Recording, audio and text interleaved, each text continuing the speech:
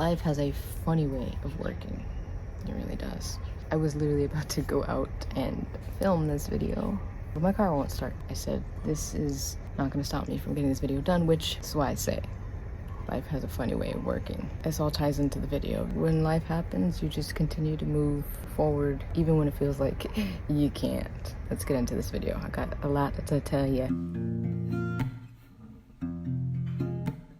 Hi, Mama. Hi. Check this out. She answers every time I talk to her. Hi, Meeps. You love me, Meepies?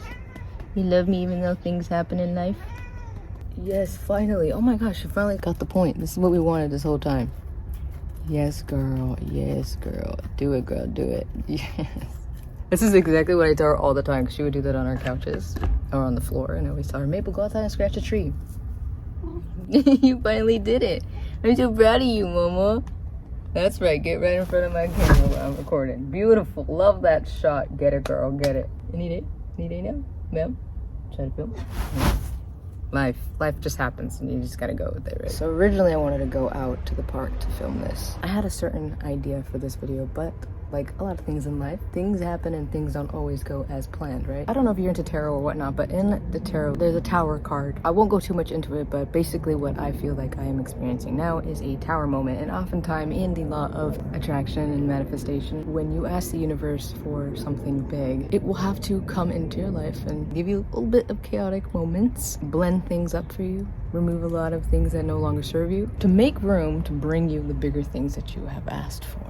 And that is called the tower moment. Of course, tower moments are temporary. They're not meant to last. I'm currently going through one of those, and it's been good for me to remind me that we do go through these things, and it is also a test to see where you're at and how well you've been working on yourself, staying true and authentic to yourself. This whole part right here is unplanned completely. It's not part of the plan. I didn't even plan to talk about that, but it just has been getting to me, and I decided that I should share that because all throughout the trajectory of me on YouTube, I have spoken a lot about the things that have happened to me. So now here I am again talking about this here with you, and I do hope that, like every video, that this helps shed light in your situation at the very least. Bear with me here. These angles are gonna feel a little crazy because I gotta work with what I've got. I mentioned that life works in mysterious ways because a while back, when some things are just a lot better per se, I received an email for a collaboration regarding a book that literally just came out. It's crazy how sometimes you're set up for these things and you don't even realize it till you go through a certain something, right? The book is called Becoming Flawesome by Kristina Mänd-Lakhiani, and hopefully I didn't butcher that too bad. It's a cool last name, Lakhiani.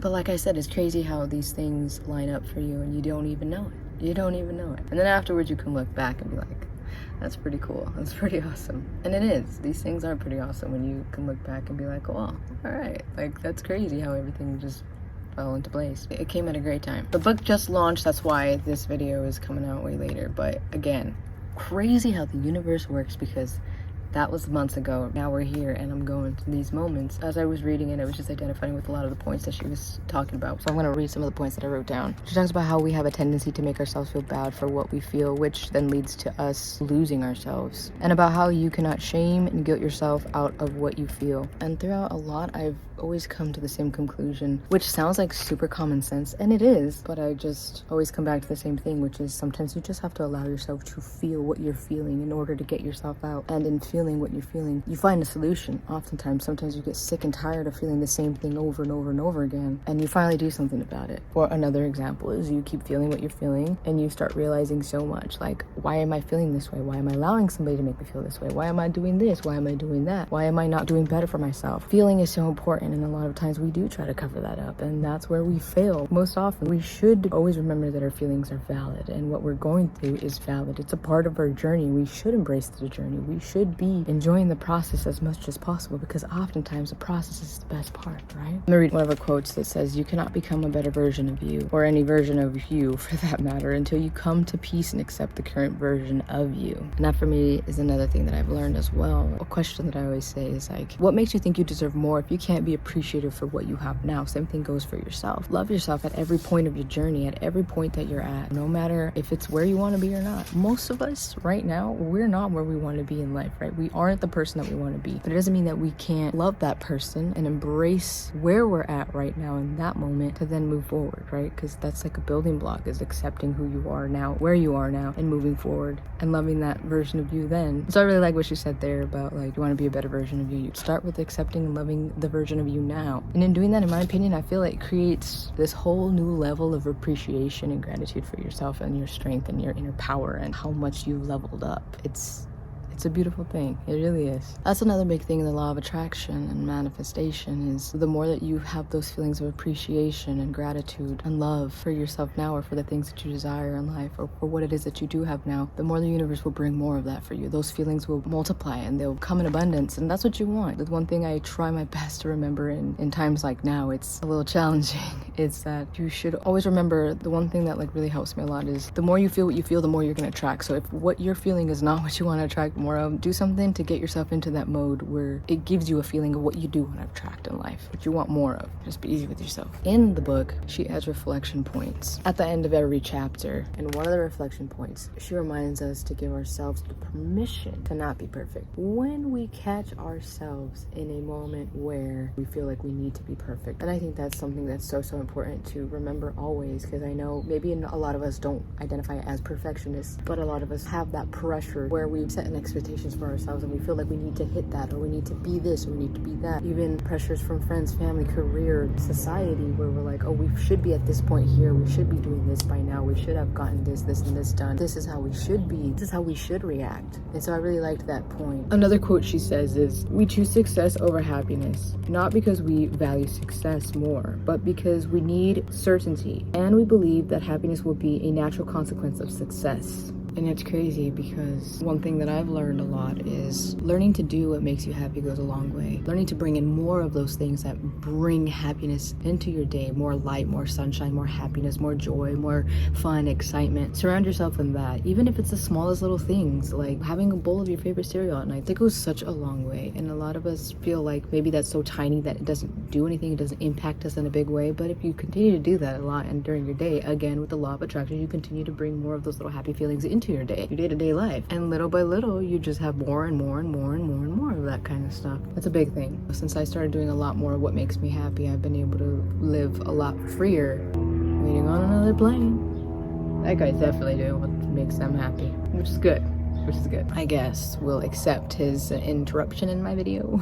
It's interruption in my video. So yeah, that's another thing. Bring in some more things that make you happy in your life. Do what makes you happy. Life is short. Even though we might be going through some chaotic moments, even in those moments, you'll notice people that make you happy, things that make you happy. It's a great time to observe and reflect and realize what it is that makes you happy. What kinds of things do make you happy? It's important. So if you don't know, the next time you have a crazy moment, situation happening in your life where you're not so happy about it, observe what makes you happy in those moments. What did make you happy? Was it, again, a bowl of cereal? Was it having your favorite cheese as a child? Was it going out with somebody? Was it taking a walk in the park? Petting one of your pets?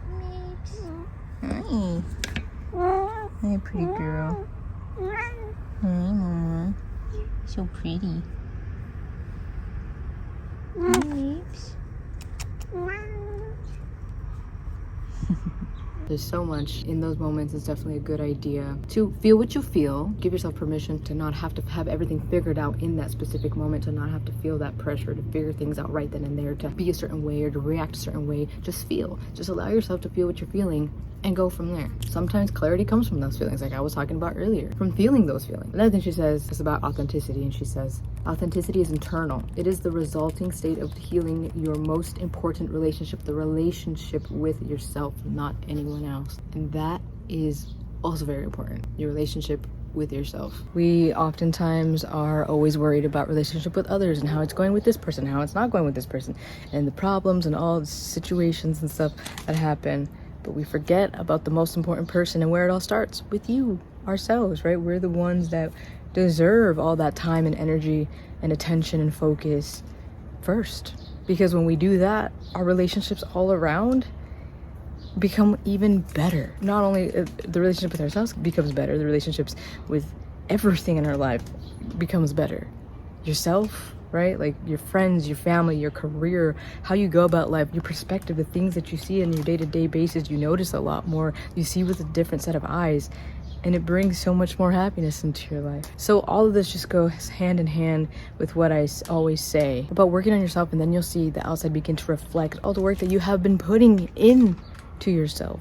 And just remember, if you're happier with yourself, everything else around you will have more happiness to it. Whether it's, again, relationship, people in your life, no matter what kind of relationship it is, your pets, the things that you desire out of life, life itself, situations that may happen in life that will be involved with more happiness. And together, through everything that we go through, we always just have to remember that there's the day of tomorrow. And today may have had some type of energy to it, and maybe you allowed it to be there, to be present. But the day of tomorrow, you don't have to carry that over. You have that choice. I have that choice. So whatever's happening with me today doesn't mean I have to carry it on to the day of tomorrow, which is a beautiful thing. We have that choice, and that's the good thing. That's the best part. So I hope nonetheless this helped in some way or another. Just remember your power, your inner power. Remember the power in inner work and working on yourselves, and just the power that you have. So I do hope that this helps. Again, if you're looking for a new read, check out Becoming Flawesome. I'll have all the information and links down below. And yeah, so crazy how life works, huh? But until life happens again, I'll catch you on Instagram if you want to see me sooner. I am on there the most. So I'll see you there, and I'll also see you on these 2 videos on the screen. And remember, if there's one thing that I want to call to mind, there are actually 3. No matter the highs, the lows, always be certain to do good, be grateful, and stay humble. Bye. Those dang airplanes. Now it's a helicopter. Go figure.